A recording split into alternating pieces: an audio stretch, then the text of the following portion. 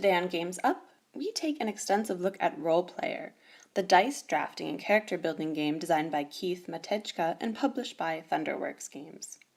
We enjoyed our plays of Role Player, but it's a more quiet and solitary experience than we first expected. More on that coming up. In Role Player, you will be creating your optimal fantasy character by rolling and drafting dice. The game plays with 1 to 4 players and takes about 60 minutes to play. The game falls into the light to midway complexity range. Our thoughts about the game come after 1 play at 3 players and 5 plays at 2 players. First off, the components of Role Player fulfill all of their functions. The 7 different colored dice are nice and heavy, and the dice bag is big and made out of a good material. The character boards are sturdy and have great insets for holding each individual die. This definitely helps keep the dice in place if the board is nudged or knocked. The artwork on the cards fits well to the medieval theme of creating a role-playing character, and the iconography is clear and useful. The rules, which may initially feel overwhelming because of the large amount of text, are in the end very clear and answered all of our questions. Even if we went back to look up something, we normally found the answer quickly. The gameplay is very clear and easy to explain. There are 2 rules that weren't ideal, one of which thematically doesn't make sense and the other which is not consistent. These were most likely design choices and will be explained later in more detail. In Role Player, you are working to create your character like you would in a role-playing game. Your character can, for example, be a dwarf, human, or halfling, which will slightly change some of your attribute values like strength or intelligence. You will receive a class, which provides you with a small special ability that you can use over the course of the game, bringing in a nice touch of asymmetry. And you get a set of attribute goals to accomplish, and then even more cards like a background for your character, which displays an attribute grid that also serves as a goal to fulfill during the game. And these goals, the attribute goals and the attribute grid, are fulfilled by filling up your character board with the optimal dice. Here, both the value and color matter that you are drafting from a central pool. And while filling up your board with dice, you trigger special attribute actions, where you can change the value of one of your dice, or re-roll a dice, or switch a position of 2 dice, and so on. These actions give you more possibilities to influence the dice placement on your character board. Lastly, you're able to buy equipment, skill, and trait cards that give you more opportunities to influence the dice on your character board, or give you gold or victory points. So overall, a round of gameplay looks like this.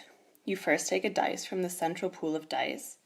You place a die onto a free space on your character board, filled up from left to right. This dice placement triggers a special ability which you may directly use. Lastly, you can buy a card from the common market. You gain gold for buying cards in several ways, for example by placing a yellow dice on your board, from special ability cards, or by discarding a market card instead of buying one. Each play of Role Player feels like a puzzle. We always analyzed our character and attributes and then tried to solve our individual puzzle in the best way possible. There is little to no player interaction, which always resulted in a very quiet gaming session. But that was okay, because everyone was focused and homed in into their own little character's world, and if you were able to fill up your character board perfectly, it felt very rewarding. The dice manipulation was always fun, and you have quite a number of options of how to overcome a bad roll of the dice. And also everyone chooses from the same dice pool, so in the end all players will normally have the same amount of good luck and bad luck. We really like this part of the game. And we still always want to go back to the game because of this dice drafting manipulation puzzle or challenge that is presented. We did, however, have some problems with the card market part of the game. The card market in Role Player consists of a number of cards equal to the player count plus 1. You can buy skills, traits, armor, weapons in the market.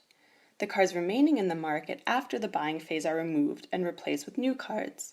So the market is always changing, and the available cards will come out in a different order and in different combinations each and every play of the game, which is nice and does add to the replayability of the game and can affect a player's strategy a bit. To overcome the complete randomness, market cards can be separated into Tier 1 and Tier 2 cards, so that in the first half of the game the market consists of Tier 1 cards and then switches over to Tier 2 cards. And with more and more plays of the game, you'll get to know the different market cards better, and know which cards to expect to come up, hopefully at some point. But there will be some cards that are randomly and blindly taken out at the start of the game, 14 cards in total in a 2-player game, so you may be waiting forever for one particular card. It's just not in this play of the game. This can be annoying for the set collection part of the game. The armor cards work in a set collection way, and you may start to collect one set without knowing if all cards of this set will even appear in this game. So that can be frustrating if you're unlucky and some cards of your set are not in the game. There are also skill cards in the market, and if you want to use a skill card, you have to be able to move your alignment marker in a certain direction on the 3x3 alignment grid, thereby defining your character as more good or more bad. If you can't move your alignment marker in the direction indicated on the skill card, you can't use that skill. But the alignment marker isn't just important for using skill cards. You also want to have your alignment marker positioned on one particular spot at the end of the game to gain 3 victory points. So as interesting as skill cards are, you're often not able to use them if you can't move your marker, or you might have to sacrifice 3 victory points by moving the marker off of the victory point space, which you maybe don't want to do. You have to decide. This makes skill cards the most complex part of the game, but often also a more neglected part. We would have liked for more straightforward use of the interesting skill cards, which would allow for more dynamic special actions in the game. The market cards we went most often for were instead trait cards and armor cards. Trait cards are mostly game-end conditions that, if fulfilled, will give you victory points. Buying trait cards also requires you to move the alignment marker, but interestingly, if the alignment marker movement of the trait card cannot be carried out, the card can still be bought, which is in contrast to using skill cards. This design choice is, of course, there to prevent overusing skill cards and is understandable, but we did find it to be a small rule inconsistency. But what we were more bothered by is that you can only carry a restricted amount of weapons, normally 2 weapons for 2 hands, but you can buy all available armor pieces. And this sadly somehow doesn't make sense thematically. If you can have only 2 weapons for your 2 hands, why can you have many different armor sets like breastplates, tunics for your one body? It was kind of funky thematically if one player bought tons of armor pieces for their one character. It somehow didn't quite fit. And we guess this is most likely explained in terms of the mechanism imbalance. It's unlikely that you'll be able to collect the entire set of armor for your character class, especially when other players can discard them from the market, or the market of one round suddenly has 2 cards of your set, and you can't buy both at the moment. So therefore you have the option to buy a second helmet from another class to help give you more victory points. The game worked very well with both 2 and 3 players. As we stated, the game is more of a solitary exercise, which we enjoyed at 2 players. We personally don't mind sitting quietly trying to piece together the attributes of our own character. At 3 players, it was also quiet at the table and maybe felt a little too silent for a game played with more people. For me, Nikki, playing role player was always an enjoyable experience and a puzzle I was excited to dive into, but Marcus personally felt a little bit reluctant. He had fun playing the game, but never had the feeling he had to play it immediately again. So even though it doesn't have any major problems or do anything wrong, it will never be his favorite game. Maybe it's just that you don't get to use your character that you spend this time building. The game here is building it up, and then it's over. For both of us, we want to experience the life of this character and take it on an adventure. That's why we're excited and hopeful about the recently released expansion Monsters and Minions, where you can use your created characters to fight against monsters. This might be the missing piece that Marcus is looking for in this game.